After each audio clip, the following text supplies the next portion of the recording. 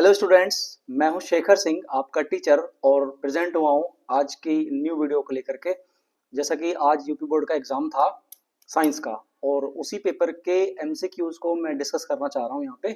ठीक है, तो वैसे तो तुम करके आ गए हो, कितने तीर मारे हैं आज देख लेना। क्योंकि मुझे जैसे मैंने पढ़ाया बच्चों को, पेपर तो आसान ही आया, बच्चों से रिस्पॉन्स भी अच्छा मिला है। इवन कल मैंने ऑफलाइन क्लास में जो क्वेश्चंस बताए थे वो एज इट इज छपे हुए आ गए हैं। लेकिन देखो मूर्ख कितने हैं कुछ बच्चे, उसको भी गलत करके आए नालायक। बट कोई नहीं, ट्राई करते हैं। देखो, जैसा कि ये हिंदी मीडियम का पेपर है और ये इंग्लिश मीडियम का है, तो मैं बच्चों इंग्लिश मीडियम का समझाऊंगा, एक्सप्लेन करूंगा आपको। पहला क्वेश्चन देखो। पहला क्वेश्चन है, a ray of white light passes through the triangular prism made of glass, the maximum dispersion will be for the colour. क्या मतलब है इसका कि जो प्रिज्म है उसका जो ट्रायंगुलर प्रिज्म होता है उसमें जो लाइट पास कराते हैं तो मैक्सिमम जो डिस्पर्जन होता है वो किस लाइट का होता है। तो इसका आंसर आएगा बच्चों वोयलेट। ठीक है, वोयलेट रंग एक ऐसा है, इसका मैक्सिमम डिस्पर्जन होता है लाइट का। At rise sunrise and sunset the sky around the horizontal looks. Sunset और सन राइज के समय जो आपका सन होरिजन होता है वो किस तरीके की लुक्स देता है। तो इसका आंसर आएगा आपका रेडिश। ठीक है, थर्ड है आपका, every ray of light passing through a point in front of the concave mirror reflects back to pass through the same point, the point is. मतलब जितनी भी जो लाइट पास कराते हैं हम कॉनकेव मिरर के फ्रंट से, वो कौन सा पॉइंट है जहां से रिफ्लेक्ट बैक होकर के पास होते हैं सारे पॉइंट। ठीक है, तो इसका आंसर आएगा आपका B, focus of the mirror. Fourth है आपका, which of the following lens is used to see an erect virtual and smaller in size of image and object. यानी कि फोर्थ क्वेश्चन, ये आपने टेबल दे रखी होगी एनसीईआरटी में, छोटी सी टेबल दे रखी है, अगर उसको भी कोई बच्चा पढ़ के गया तब भी इसका कर दिया होगा। इसका आएगा बच्चों कॉनकेव। कॉनकेव एक ऐसा मिरर है जो इरेक्ट वर्चुअल और स्मॉलर साइज की इमेज को फॉर्म करता है, ऑब्जेक्ट की इमेज को।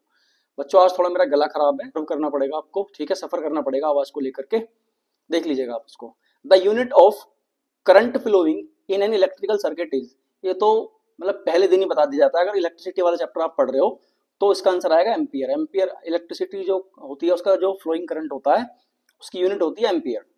सिक्स क्वेश्चन है आपका, three resistance of equal value are connected in series combination, the resultant resistance of the combination as compared with each resistance will be. यानी कि एक सीरीज में, और ये क्या सीरीज है, कनेक्टेड है। ठीक है, थ्री रेसिस्टेंस लगे हुए हैं कॉम्बिनेशन में, सीरीज कॉम्बिनेशन में। ठीक है, जब इसको आप ऐड करोगे तो ऑब्वियसली बात है 1 + 2 + 3 थ्री टाइम्स हो जाएगा, तो इसका आंसर आएगा triple. The magnetic field caused due to current carrying linear conductor will exhibit along. कोई भी करंट कैरिंग कंडक्टर होता है उसमें जो मैग्नेटिक फील्ड होती है वो किस डायरेक्शन में होती है। इसका आंसर है बच्चों सर्कुलर। ये जो पोर्शन था आपका 1 से लेके 7 क्वेश्चन, ये फिजिक्स के थे। अब आपका स्टार्ट होता है chemistry. Chemical formula of baking soda. मतलब ये इतना आसान क्वेश्चन था, मैं इसे ये कहूंगा कि हलवा क्वेश्चन था, देखते खा लिया होगा बच्चों ने। ठीक है, तो इसका बी आंसर है NaHCO3। इसका केमिकल नेम होता है बच्चों सोडियम बाइकार्बोनेट। मतलब इतना एम्फेसाइज किया जाता है जब टीचर इसको पढ़ाता है क्लास में, बहुत ज्यादा। मेरी ऑफलाइन क्लासेस में मैंने खूब बच्चों को पढ़ाया है, लेकिन कुछ इतने महान है करके नहीं आए इसको भी। नाइन्थ क्वेश्चन है आपका, functional group in butanone is. इसका आंसर है बच्चों B, functional group is butane is. ठीक है, इसका बच्चों आंसर है बी, फंक्शनल ग्रुप इसमें ब्यूटेन है, वो है बी। अब है आपका 10 question, which of the following gas is released on reacting zinc metal with dilute HCl। जब जिंक मेटल HCl के साथ यानी हाइड्रोक्लोरिक एसिड के साथ रिएक्ट करता है तो बच्चों कौन सी गैस रिलीज करता है, सी यानी कि hydrogen. PH value of pure water is. देखो ये तो आपने आजकल रील्स का बहुत जमाना चल रहा है, इंस्टाग्राम पे देखी भी होगी। जो वाटर की नेचर होती है प्योर वाटर की 25 डिग्री सेल्सियस पे वो होती है 7, एल्कलाइन बोलते हैं उस वाटर को, तो ये होता है 7, pH value 7। Amalgam is, amalgam क्या है बच्चों, एक एलॉय होता है जो मरकरी के साथ डिफरेंट डिफरेंट मेटल्स के साथ मिलकर के एलॉय क्रिएट करता है। तो मरकरी का क्या है, एक एलॉय है amalgam. Which of the following hydrocarbon is alkene. बच्चों एल्कीन अनसैचुरेटेड हाइड्रोकार्बन्स होते हैं, इसका जनरल फॉर्मूला होता है CnH2n, CnH2n। तो इसका यहाँ पे एग्जांपल है इथाइलिन, इसका फॉर्मूला है C2H4 इथाइलिन का। सो दैट्स वाई आपका आंसर होगा इथाइलिन। ये थे आपके 8 से लेकर के 13 क्वेश्चन तक केमिस्ट्री के। अब आती है आपकी बायोलॉजी। बायोलॉजी के भी इतने सिंपल क्वेश्चन आए हैं, एक दो क्वेश्चन तो था कि थोड़ा थिंक वाला था, वरना सारे फैक्चुअल क्वेश्चन है, ठीक है, लर्न करे हुए क्वेश्चन है जो बच्चों को दिमाग ही नहीं लगाना, पढ़ते ही आंसर कर दिया होगा आपने, ठीक है। तो नेक्स्ट क्वेश्चन जो है आपका बायोलॉजी का है, question number 14। Reproduction by binary fission is found in.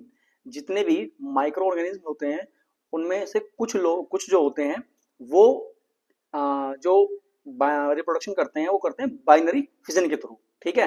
जिसमें से पहला क्या आपका पैरामीशियम, अमीबा, यूग्लिना, और इसके सभी आंसर आएंगे ऑल ऑफ द अबव, ठीक है बच्चों।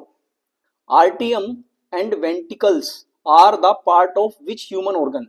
बच्चों सबको पता है इसका आंसर है हार्ट। कुछ नालायक ऐसे किडनी लगा के आ गए, अरे किडनी में कहां से वेंटिकल आ जाएंगी, इतने मूर्ख हैं बहुत ज्यादा। विच one of the following is not a plant hormone. इनमें से कौन सा एक प्लांट हार्मोन नहीं है। देखो ऑक्सीजन बच्चों प्लांट हार्मोन होता है, गिबरेलिन भी होता है, ठीक है, साइटोकिनिन भी होता है, एक इंसुलिन है ऐसा हार्मोन है जो इंसानों में और यानी कि ह्यूमंस में और एनिमल्स में प्रोड्यूस होता है, और ये बनता है हमारी पैनक्रियाज के थ्रू, ठीक है। 17 है आपका रिप्रोडक्टिव ऑर्गन्स ऑफ फ्लावर। ये क्वेश्चन कोइंसिडेंटली एक मेरी स्टूडेंट है, कल नाइट में डिस्कस कर रहे थे हम ऑफलाइन क्लासेस में, तो उसको कल मैंने पूरा क्वेश्चन भी समझाया था, मतलब जो आपका एक फ्लावर दिया हुआ है ना उसका पूरा डायग्राम समझा रहा था, वही आ गया और वो सही भी करके आई इसको। तो 17 का इसमें बच्चों आएगा सी, स्टेमिन्स एंड गाइनोसियम। 18 है Mendel studied maths and science from which university. देखो ये क्वेश्चन मैं कह सकता हूँ कि जनरली नहीं पढ़ते बच्चे, लेकिन जैसे कि मैं बुक्स पढ़ाता हूँ, सारी थ्योरी पढ़ाता हूँ बुक्स की, साइड में टेबल होती है, उसमें जो भी साइंटिस्ट होता है उसके बारे में डिटेल में दे रखा होता है कि उन्होंने स्टडी कहाँ से की है।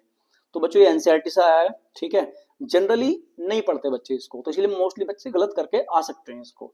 इसका आंसर था वियना यूनिवर्सिटी, ठीक है। 19 क्वेश्चन है आपका, which one of the following pairs are dominant characters as per Mendel. Mendel की जो टेबल है उसको पढ़ लिया होगा, ठीक है, जो उन्होंने सारे जो भी एक्सपेरिमेंट्स किए थे उनके एक्सपेरिमेंट के अकॉर्डिंग इसका आंसर है B, long stem and rounded seeds. Last question है बच्चों इसका आपका एमसीक्यूज का, which forms the first trophic level in food chain.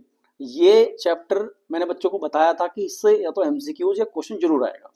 इसका आंसर था प्रोड्यूसर। जैसा कि फूड चेन में हम देखते हैं सबसे पहले आते हैं बच्चों प्रोड्यूसर्स, उसके ऊपर आते हैं प्राइमरी, फिर आता है सेकेंडरी, फिर आता है टर्शियरी, ठीक है बच्चों।